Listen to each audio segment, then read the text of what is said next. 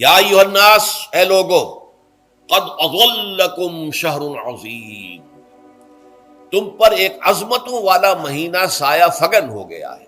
ظل کہتے ہیں سائے کو، اضلکم تم پر سایہ فگن ہو گیا ہے، ایک بہت عظمتوں والا مہینہ۔ اب دیکھیے یہ وہی ہے بات جو انگریزی کے محاورے میں ہے کہ coming events cast their shadows before, آنے والے واقعات کا ایک سایہ سا پہلے سے پڑ جاتا ہے۔ تو ابھی مہینہ شروع نہیں ہوا رمضان مبارک کا، لیکن وہ آیا چاہتا ہے، تو گویا کہ اس کا ایک سایہ پہلے آ گیا ہے، جس کو حضور فرما رہے ہیں کہ تم پر سایہ کر لیا ہے ایک ایسے مہینے میں کہ جو بہت عظمتوں والا ہے۔ شہر مبارک، وہ مہینہ بہت برکتوں والا ہے۔ شہر فیہ لیلۃ خیر من الف شہر، یہ وہ مہینہ ہے کہ جس میں ایک رات وہ بھی ہے کہ جو 1000 مہینوں سے افضل ہے۔ اور یہ ظاہر بات ہے قرآن مجید کی صورت ہے مکمل، انا انزلناہ فی لیلۃ القدر وما ادراک ما لیلۃ القدر لیلۃ القدر خیر من الف شہر، اس کی طرف اشارہ ہے۔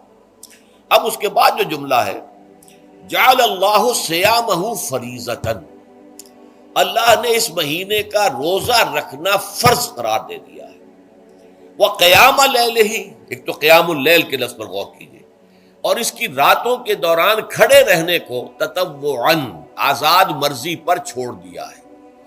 تو گویا کہ اس رمضان مبارک کے 2 پروگرام ہیں، ایک پروگرام دن سے متعلق ہے وہ ہے روزہ، اور ایک قیام رات سے متعلق ہے اور وہ ہے قیام اللیل۔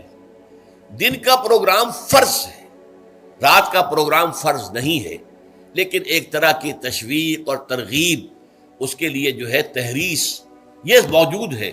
ورنہ تو یہ ہے کہ ہر رات جو ہے اس میں تہجد آپ پڑھیں، رات کو کھڑے رہیں، وہ اللہ تعالیٰ کو بہت پسندیدہ ہے۔ تہجد حضور کے لیے تو فرض کے درجے میں رہی ہے، لیکن عام مسلمانوں پر فرض نہیں ہے۔ البتہ جو کوئی کر سکے ان کے لیے یقیناً بہت اعلیٰ مراتب ہے، بہت اونچے درجات ہیں، تو وہ تو کسی بھی شب میں پورے سال آپ کریں، لیکن اس کے لیے خاص طور پر چونکہ اہتمام کیا گیا، لہذا جعلہ کا جو فعل ہے اس کے مفعول میں جہاں یہ شامل ہے، نمبر 1 جعل اللہ صیامہ فریضۃ، روزہ رکھنا فرض قرار دے دیا، اور اس کی راتوں کو کھڑے رہنا یہ تمہاری مرضی پر چھوڑ دیا، اسے فرض نہیں کیا ہے۔